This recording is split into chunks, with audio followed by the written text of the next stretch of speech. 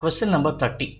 An electron is fixed in a position in a uniform electric field. This is a uniform electric field. See, whenever there is a uniform electric field given, first thing that you should understand is what is the source of this electric field?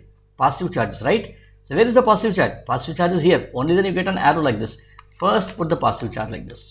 The first thing that you need to do. What is the position for which the electrical potential energy for the electron is greatest?